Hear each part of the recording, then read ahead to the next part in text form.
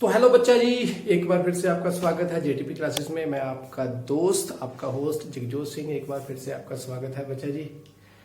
आज बच्चा जी क्लास है प्लस टू साइंस के लिए। प्लस टू साइंस का नेक्स्ट यूनिट हम शुरू करने जा रहे हैं। टॉपिक का नेम है मैग्नेटिक फील्ड और चैप्टर का नेम है magnetic field due to a current. किसी करंट के साथ मैग्नेटिक फील्ड का बनना। रिकॉल करें थोड़ा सा, पिछला यूनिट जो हमने फर्स्ट यूनिट किया था उसमें था इलेक्ट्रोस्टैटिक्स के अंदर किसी चार्ज ने प्रोड्यूस की इलेक्ट्रिक फील्ड। आज पढ़ेंगे magnetic field due to a current. किसी करंट ने प्रोड्यूस की मैग्नेटिक फील्ड। क्या उसमें ऐसा लिखा था magnetic field due to a charge? नहीं लिखा था। क्या यहां पर लिखा magnetic field due to a charge? नहीं लिखा। समझे बात? क्या वहां पर लिखा था electric field due to a current? नहीं लिखा था, क्योंकि वहां पर आपको समझना बहुत जरूरी था क्या electric field due to a charge. और यहां पर जाकर बच्चा जी आपको क्या पढ़ेंगे, magnetic field due to a current. तो उसके लिए क्या है बच्चा जी, देखिए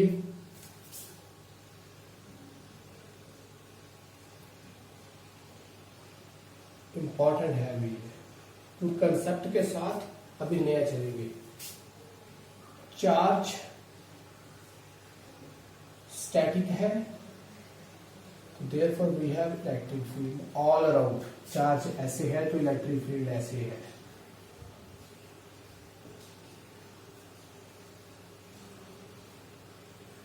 सभी तरफ स्फेरिकल नेचर की। तो चार्ज मूविंग है, चार्ज मूव कर रहा है, तो वहां पर बच्चा जी हमारे पास क्या है मैग्नेटिक फील्ड। क्या अकेली मैग्नेटिक फील्ड है? नहीं, वहां पर साथ में इलेक्ट्रिक फील्ड भी आएगी। क्योंकि चार्ज है तो बच्चा जी इलेक्ट्रिक फील्ड तो आएगी ही आएगी।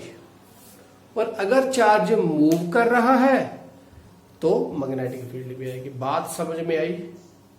चार्ज है, इलेक्ट्रिक फील्ड है ही है। चार्ज मूविंग है तो इलेक्ट्रिक फील्ड के साथ साथ मैग्नेटिक फील्ड भी है। बात समझ में आ गई? अभी समझिए इसको ध्यान से। तो अभी इसको करें कि मैग्नेटिक फील्ड है तो मैग्नेटिक फील्ड है कैसी, किस तरफ को होगी, कैसी होगी, हमें कुछ नहीं पता। हम उसको स्टार्टिंग से पढ़ेंगे। तो अगर आपको बच्चा जी और मैग्नेटिक फील्ड के साथ डिटेल में पढ़ना है तो बच्चा जी एक डिस्क्रिप्शन में मैं 10th क्लास का मैग्नेटिक फील्ड का टॉपिक इंक्लूड कर रहा हूँ। आप वहां से भी उसको देख सकते हैं। उसमें प्रॉपर्टीज भी हैं और भी अच्छे तरीके से डिटेल वर्जन है। क्योंकि अभी आप थोड़ी बड़ी क्लास में आपको ओवरव्यू दिया जाएगा जो जो थिंग्स आपके इंपॉर्टेंट होगी, बट डिटेल में कहाँ पर है 10th क्लास के टॉपिक में, जिसका मैंने डिस्क्रिप्शन में लिख दिया है, वहां पर आप देख सकते हैं।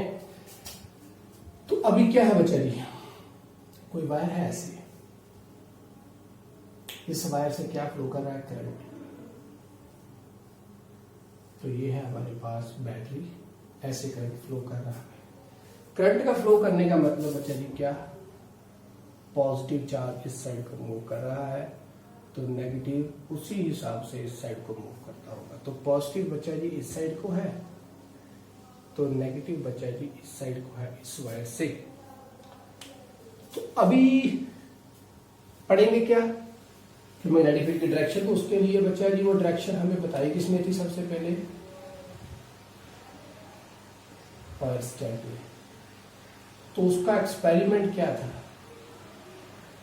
ऑयरस्टेड बाबा ने हमें क्या बताया?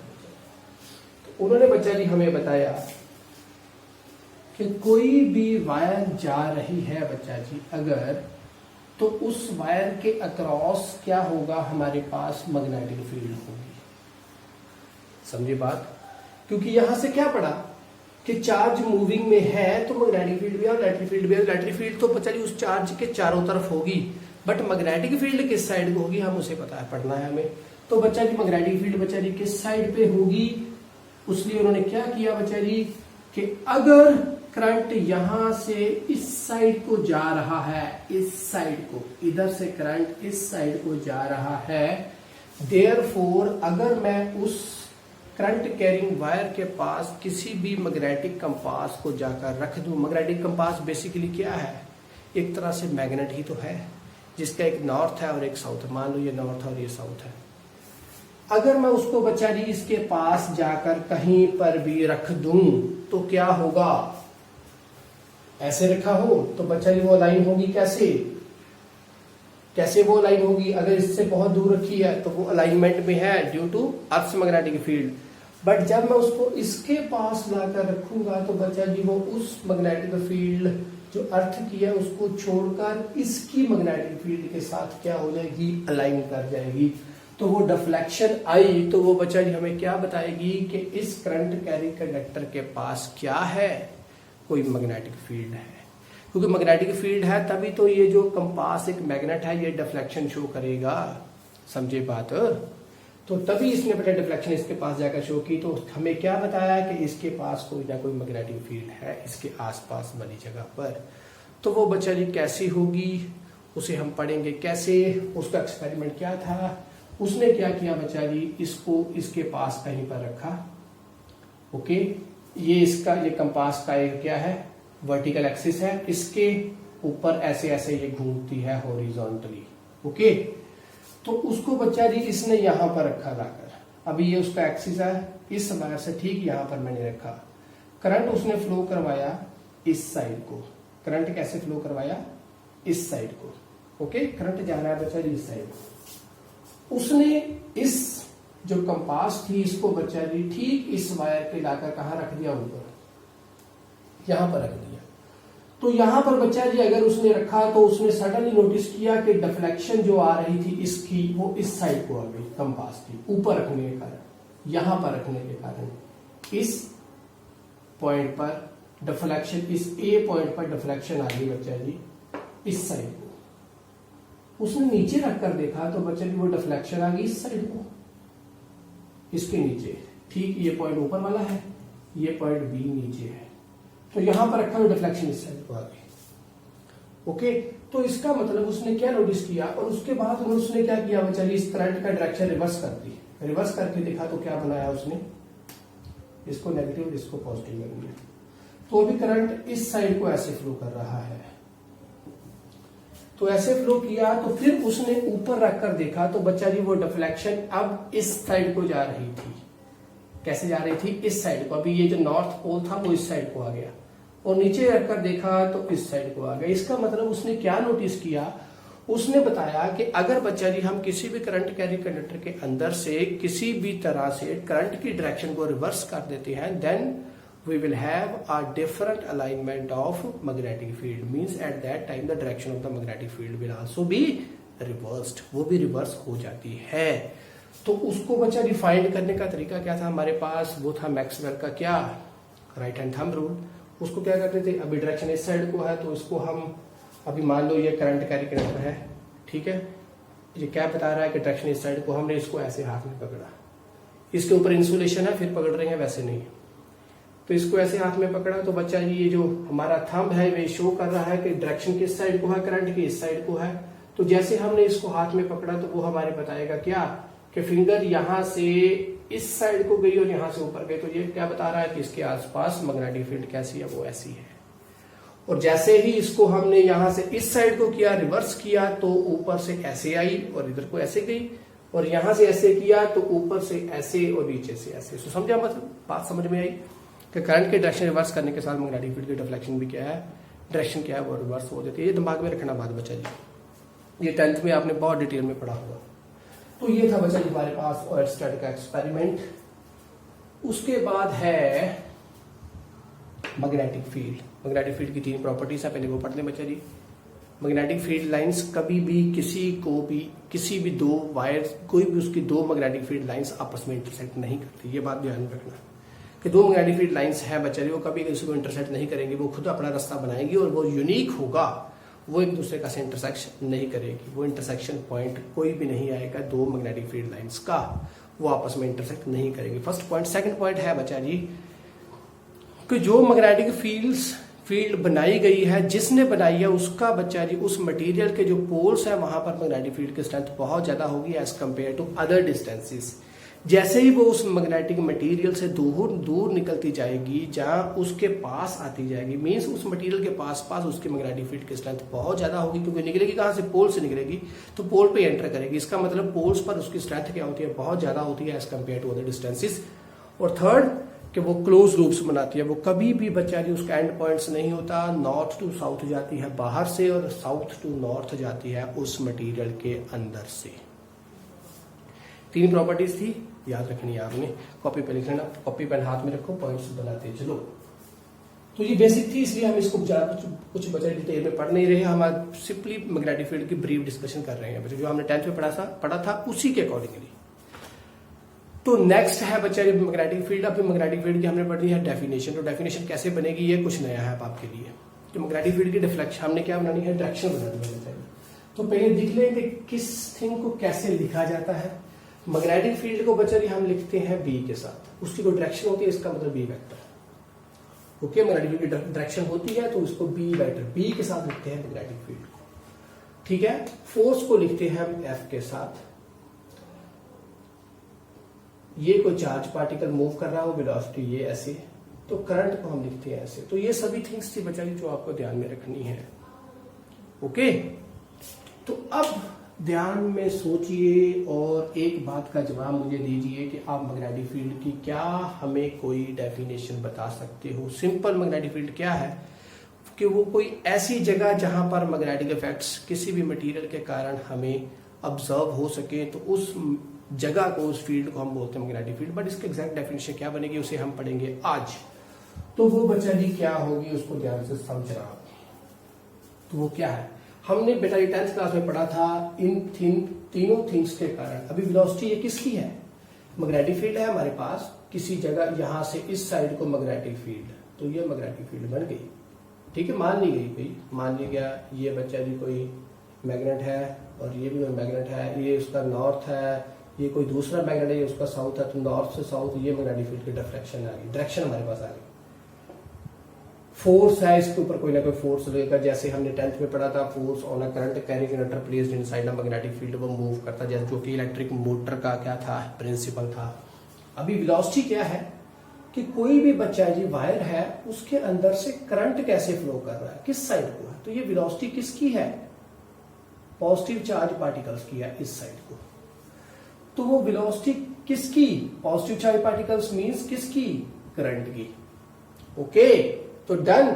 इन तीनों ही थिंग्स, करंट, फोर्स और मैग्नेटिक फील्ड को आपने पढ़ा था 10th में। किस टॉपिक के अंदर, force on a current carrying conductor placed inside a magnetic field, जो कि इलेक्ट्रिक मोटर का प्रिंसिपल था, जैसे मैंने बताया। अभी उसको पढ़ेंगे, उसके लिए रूल कौन सा पढ़ा था, फ्लेमिंग का फोर्स के ऊपर लेफ्ट और राइट हैंड थंब रूल लगता था हमारे पास जब हमारे पास करंट था और मैग्नेटिक फील्ड थी जस्ट वो। और फ्लेमिंग का लेफ्ट हैंड रूल लगता था बच्चा जी हमारे पास जब मैग्नेटिक फील्ड भी गिवन हो, करंट भी गिवन हो और फोर्स हम फाइंड कर रहे हो। और फ्लेमिंग का राइट हैंड रूल लगता था जब बच्चा जी हमारे पास फोर्स भी गिवन हो और मैग्नेटिक फील्ड भी गिवन हो और हम करंट को इंड्यूस करते थे। तो वो तो थिंग बाद में आएगी। अब हम पढ़ेंगे सिंपल फ्लेमिंग का लेफ्ट हैंड रूल, जिसमें क्या था, फोर्स था, मैग्नेटिक फील्ड थी और वेलोसिटी। ये किसकी वेलोसिटी है, करंट की है कि करंट किस साइड को। अभी ध्यान से समझना बच्चा जी, वो रूल क्या था, वो रूल था कुछ ये वाला ऐसे, डन, कुछ ऐसे था।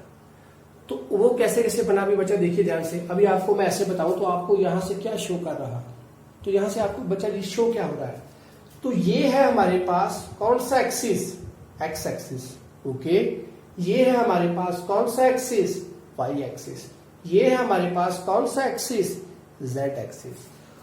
और जब तीनों ही एक्सिस ऐसे हों, एक्स वाई और जेड, एक्स वाई और जेड, एक्स वाई और जेड, तो हम बच्चा जी कौन सी डायरेक्शन, क्लॉकवाइज और एंटी क्लॉकवाइज, कौन सी डायरेक्शन को प्रेफर करते थे जब हम क्रॉस प्रोडक्ट को यूज में लाते थे। जब कभी भी हम कौन सी डायरेक्शन को प्रेफर करते हैं, किसमें, फिजिक्स में, तो वो है एंटी क्लॉकवाइज। पढ़ा होगा आपने बच्चा जी क्रॉस प्रोडक्ट के दौरान, नहीं पढ़ा तो +1 का भी एक टॉपिक है बच्चा जी जिसका मैं डिस्क्रिप्शन इसमें छोड़ूंगा, आप उसको भी देखें एक बार, वो आपने +1 में पढ़ा था अच्छी तरीके से।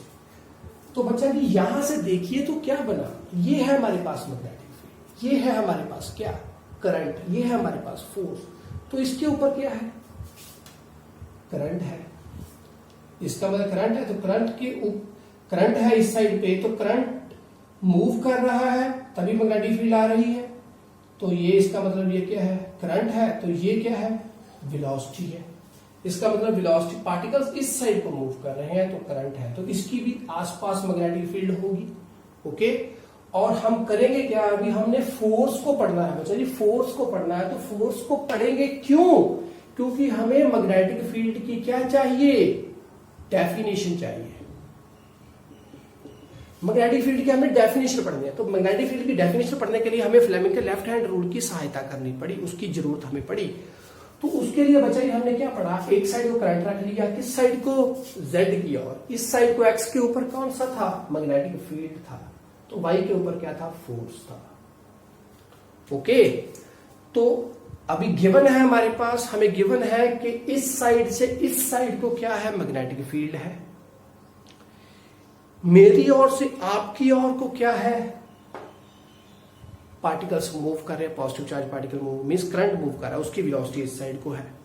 तो बच्चा जी फोर्स किस साइड को आएगा, फोर्स आएगा इस साइड को। ऐसे ही था कि मैग्नेटिक फील्ड इस साइड को हो तो इस साइड को क्या हो, चार्ज पार्टिकल्स हो, या करंट हो, या वेलोसिटी ऑफ पार्टिकल्स हो, तो इस साइड को क्या आता है बच्चा, हमें फोर्स आएगा। तो अगर बच्चा जी मैग्नेटिक फील्ड इस साइड को है तो चार्ज पॉजिटिव पार्टिकल्स अगर इस साइड को जा रहा हो उस मैग्नेटिक फील्ड के अंदर, तो वो धीरे धीरे ऊपर को चला जाता है। इसका मतलब उसके ऊपर फोर्स ऊपर को लगता है। ये बात ध्यान में समझ में रखें। फ्लेमिंग का लेफ्ट हैंड रूल हमें ये बताता है क्या, कि तीनों के ऊपर कौन कौन सी थिंग और तीनों आपस में क्या होने चाहिए, परपेंडिकुलर होने चाहिए। 10th में आपने इसको अच्छे तरीके से पढ़ा है कि तीनों आपस में क्या होने चाहिए, परपेंडिकुलर। ओके, अब एक और बात, परपेंडिकुलर आपको समझ में आ गया, ठीक है। अगर मान लिया जाए बच्चा जी जो वेलोसिटी ऑफ पार्टिकल्स हो वो इसके साथ किसी एंगल पे मूव कर रहा हो, मींस वो परपेंडिकुलर रह जाता हो, किसी एंगल पे जा रहा हो, तो एट दैट टाइम क्या होगा, मैग्नेटिक फील्ड इस साइड को है, वो ऐसे नहीं जा रहा, वो उसके साथ कैसे गया बच्चा जी, ऐसे गया। मैग्नेटिक फील्ड ये जा रही है, ओके, तो किसी एंगल के साथ ये जा रहा है, कौन सा, v, मींस चार्ज पार्टिकल्स किसी एंगल के साथ जा रहे हैं इसके, कैसे, ये है हमारे पास मैग्नेटिक फील्ड। ओके, ये मैग्नेटिक फील्ड है और चार्ज पार्टिकल्स ऐसे परपेंडिकुलर नहीं जा रहे, वो किसी एंगल के साथ जा रहे हैं, वो एंगल है थीटा, मींस v ऐसे जा रहा है। ओके, समझ में आई बात। एक्स एक्सिस की ओर मैग्नेटिक फील्ड है और जो चार्ज पार्टिकल है वो बच्चा जी ऐसे नहीं इसके अंदर एंटर हुए, वो किसी एंगल के साथ एंटर हो रहे हैं, वो भी है। तो बच्चा जी होना क्या चाहिए था 10th में कि आपस में इनका क्या होना चाहिए, एंगल 90 होना चाहिए। इसका मतलब 90 होगा तभी फोर्स जनरेट होगा। ओके, तो इसका मतलब इस v के दो कंपोनेंट बनेंगे, एक कौन सा बनेगा, v cos थीटा, जिस साइड को एंगल होता है, और एक साइड को क्या बनेगा, v sin थीटा। ओके, इस साइड को v cos थीटा, इस साइड को v sin थीटा, और हमारे पास बच्चा जी फोर्स जनरेट होगा इस साइड को वो, ओके, मैग्नेटिक फील्ड इस साइड को एंगल को जाएंगे, तो बच्चा जी उस जो इस साइड को v जा रहा है वो किसी एंगल के साथ यहां पर थीटा बनाकर जा रहा है। इसका मतलब उसका कौन सा कंपोनेंट काम में आएगा, परपेंडिकुलर बना, क्योंकि आपस में क्या होने चाहिए थे, ये परपेंडिकुलर होने चाहिए थे, तो परपेंडिकुलर काम में आएगा, तो बस इसका मतलब ये कंपोनेंट काम में आएगा। इसका मतलब ये मैग्नेटिक फील्ड और ये कंपोनेंट, ये दोनों काम में आएंगे और फोर्स जनरेट करवाएंगे, किसके ऊपर, इन्हीं पार्टिकल्स के ऊपर। तो ये वाला जो v cos थीटा था ये वेस्ट है, समझ में आई। अगर इस साइड को मैग्नेटिक फील्ड है तो वेलोसिटी ऑफ पार्टिकल्स भी इसी साइड को है, तो बच्चे जी सारे वेस्ट है, क्योंकि इन दोनों के बीच में एंगल 90 होना चाहिए, तभी हमारे पास फोर्स आएगा। ऐसे है मैग्नेटिक फील्ड, तो ऐसे पार्टिकल्स भी इसी साइड को है, तो बच्चे जी टोटली वेस्ट, क्योंकि सारे cos थीटा की ओर कंपोनेंट है। ओके, तो थोड़ा थोड़ा ऐसे बनेगा, तो थोड़ा जो इस साइड के कंपोनेंट रहते जाएंगे वो वेस्ट होते जाएंगे, और जो इस साइड को बनेंगे वो काम में आएंगे। तो ऐसे ऐसे अभी थोड़े थोड़े साइन थीटा कंपोनेंट काम में आ रहा है, अगर ऐसे है तो सारे काम में आ गए। तो क्लियर हुई बात। तो यहां से हमें क्या क्या समझ में आया कि फोर्स आएगा बच्चा जी कैसे, किसके साथ, जितनी मैग्नेटिक फील्ड होगी, जितनी मैग्नेटिक फील्ड ज्यादा उतना हमारे पास फोर्स ज्यादा। सेकंड, क्योंकि ये तो होनी चाहिए, जितनी ये अच्छी होगी उतना ही फोर्स अच्छा बनेगा। सेकंड, तो चार्ज पार्टिकल्स मूव कर रहे थे बच्चा जी उनका चार्ज पार्टिकल्स थे, करंट है, मूवेबल है, ठीक है। और बच्चा जी करंट बनता कैसे है? चार्ज से बनता है। तो इसका मतलब जितना चार्ज मूव कर रहा है, क्योंकि करंट क्या था? Q upon time. इसका मतलब जितना चार्ज ज्यादा उतना करंट ज्यादा, ठीक है। तो अगर इसका मतलब जितना करंट ज्यादा होगा उसी के अकॉर्डिंगली फोर्स उतना ज्यादा होगा, इसका मतलब जितना चार्ज ज्यादा होगा। अब अभी तो हमारे पास चार्ज पार्टिकल्स मूव कर रहे हैं, तो चार्ज पार्टिकल्स के मूवमेंट के कारण ही करंट आता है। तो बच्चा जी हमारे पास सिंपली है तो है क्या? चार्ज ही तो है। सो देयरफॉर जितना चार्ज ज्यादा उसी के अकॉर्डिंगली फोर्स भी उतना ही ज्यादा। हो गया, दो थिंग्स होगी। थर्ड, कौन सा कंपोनेंट काम में आया? ये वाला काम में आया। तो मतलब ये जो चार्ज पार्टिकल्स है ये इस साइड को होंगे वही काम में आएंगे। ओके, चार्ज कितना है वो तो काम में आएगा ही आएगा। तो उस चार्ज पार्टिकल से कौन से काम में आएंगे बच्चा जी? v sin थीटा वाले कंपोनेंट।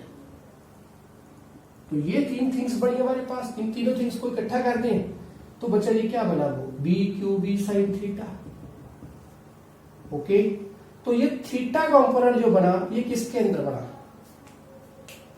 ध्यान से सुनो बच्चा जी, मैं फिर से एक बार रिपीट कर रहा हूं कि इसके अंदर से जो करंट मूव कर रहा है, करंट मूव कर रहा है बच्चा जी, तो करंट मूव करेगा किसके साथ? चार्ज जितना हो, क्योंकि यहां पर भी चार्ज इस साइड को है। चार्ज इस साइड का मतलब करंट इस साइड को मूव कर रहा है, जैसे ये मूव कर रहा है। तो बच्चा जी उन्हीं का v कंपोनेंट होगा, उन्हीं का बना v कंपोनेंट, ठीक है। तो अच्छा जी वो v कंपोनेंट, और इसका मतलब ये सभी थिंग्स अगर इस साइड को होती तो काम में आती, अगर इस साइड को है तो काम में नहीं। इस साइड को है तो बच्चा जी सिर्फ साइन थीटा कंपोनेंट काम में आ रहा है। अगर ये सारा इस साइड होता तो ये बच्चा जी सारे काम में आते, ये जितने पार्टिकल्स है सभी के सभी। तो यहां से हमें क्या पढ़ा बच्चा जी? यहां पर ये एंगल किन किन की? ये तो स्केलर क्वांटिटी है, ये भी वेक्टर है, ये भी वेक्टर है। तो इसको वेक्टर में लिखे फॉर्म में, तो बच्चा जी कैसे लिखेंगे? चार्ज बाहर निकल आए और b और q साइन थीटा दोनों के अंदर का एंगल कौन सा? अभी ध्यान से देखो, b है, फिर से एक बार और हमने पढ़ा था कैसे? Anti clockwise. Anti clockwise means कैसे? ऐसे। तो पहले कौन सा आएगा? ये, और बाद में ये आएगा। अगर ऐसे लिखते हैं तो आप क्लॉकवाइज चले, बट हमने चलना कैसे? हमेशा एंटी क्लॉकवाइज। आपने +1 में पढ़ा था, रिकॉल करिए इसको। तो इसको सामने लिखा और नीचे बीच में क्या आया? v cross v। और ये साइन थीटा क्या है? साइन थीटा को हमने क्रॉस में लिख दिया सिंपल, क्योंकि इन दोनों का क्या? इन दोनों से ही तो बच्चा जी क्या बनेगा? अभी v के q किस साइड है? जिस साइड को इसके डायरेक्शन इसके साथ, इसका मतलब इसके साथ तो क्रॉस नहीं आएगा, इसकी डायरेक्शन तो v वाली साइड ही है। q किस साइड को मूव करेगा? जिस साइड को v जा रहा होगा। तो इसका मतलब v काम में कौन सा आया? ये वाला। इसका मतलब q भी यही जो इस साइड को होगा वही काम में आएगा। ओके, तो बच्चा जी क्या आया? q v एक चीज बन गई, दोनों इकट्ठे, और साथ में आया v। इसका मतलब हम इसको ऐसे लिख सकते हैं, ये दोनों एक ही साइड है, इसका मतलब इन दोनों के बीच में डॉट है, डॉट प्रोडक्ट है इन दोनों के बीच में। तो डॉट का मतलब कॉज है, कॉज कौन सा? 0 डिग्री एंगल। कॉज 0 कितना होता है बच्चा जी? ये दोनों अगर अभी चार्ज इस साइड को नहीं, चार्ज का भी कंपोनेंट इसी साइड का काम में आया बच्चा जी, इसका मतलब Q और V दोनों के बीच में एंगल कौन सा होगा?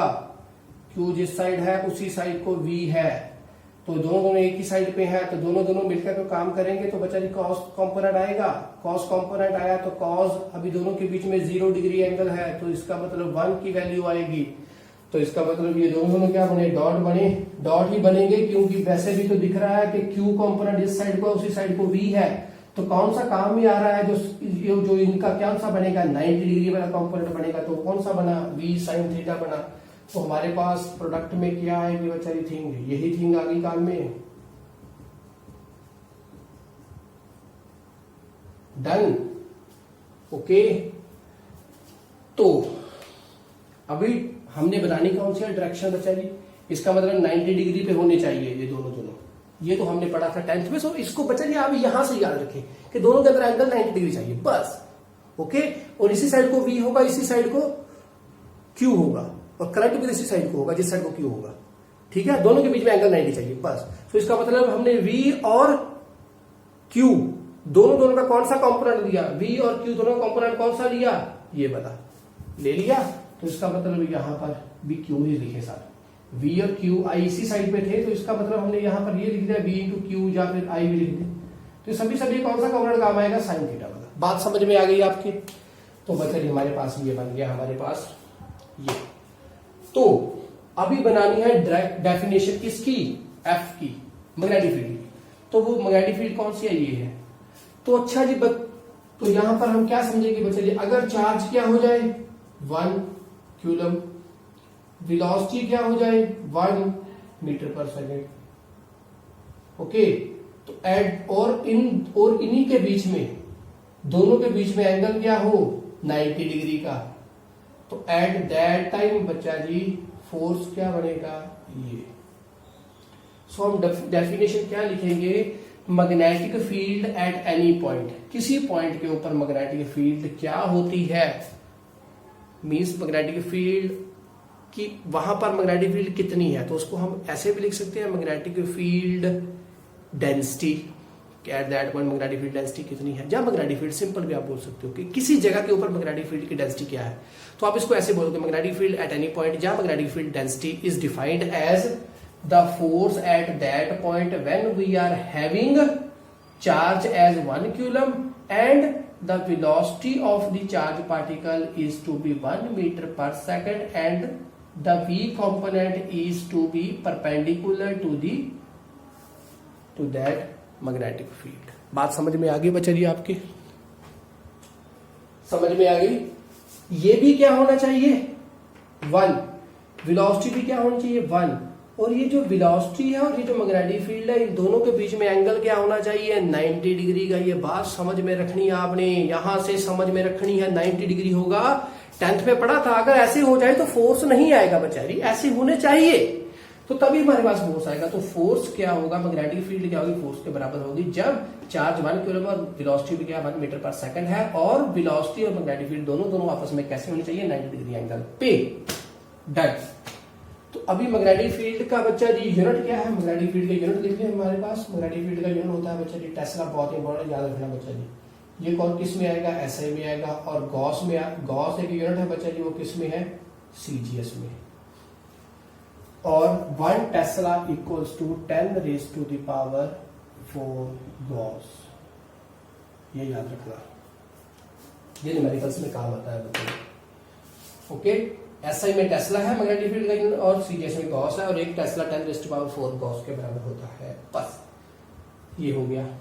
अभी मैंने बताया था अगर दोनों एक ही साइड पे डायरेक्शन पे हो तो बच्चा जी क्या होगा, यहां से देखें दोनों के बीच में एंगल किसका, B और B, दोनों के बीच में अगर दोनों एक ही साइड पे हो तो 0 होगा, साइन 0 क्या होगा 0, तो फोर्स नहीं आएगा। अगर दोनों किसी एंगल पे होंगे तो बच्चा जी हमारे पास आएगा ये वाला कंपोनेंट, जितना एंगल होगा वो साथ में लगाए तो फोर्स हमारे पास आ जाएगा। अगर दोनों के बीच में एंगल 90 डिग्री होगा तो therefore we are having a force as maximum. That's it. ये था जो थिंग हमने आज पढ़नी थी। कल हम पढ़ेंगे बाइट-सैवर्ट्स लॉ। बाइट-सैवर्ट्स लॉ क्या था, जैसे वहां पर हमने इलेक्ट्रिक फील्ड को पैदा किया था due to a single static charge, यहां पर हम फाइंड करेंगे कि magnetic field at any point due to a current moving through some conductor. Same चीज होगी, वैसे होगा, वैसे टेक्निक्स होगी, वैसे के की वैल्यू होगी, बट के की वैल्यू उसके साथ यहां पर क्या डिफर में आएगी वो भी पढ़ेंगे। तो बच्चा जी आज के लिए बस इतना ही। खुश रहें, परिवार के साथ बैठे, और चैनल को लाइक भी करें, सब्सक्राइब भी करें, शेयर भी करें। अगर लेक्चर हमारा पसंद आया है तो नोट्स भी बनाए, कमेंट सेक्शन में जाकर हमें बताना जरूर बच्चा जी आपको लेक्चर कैसा लग रहा है। बाय बाय, टेक केयर, मौजा ही मौजा।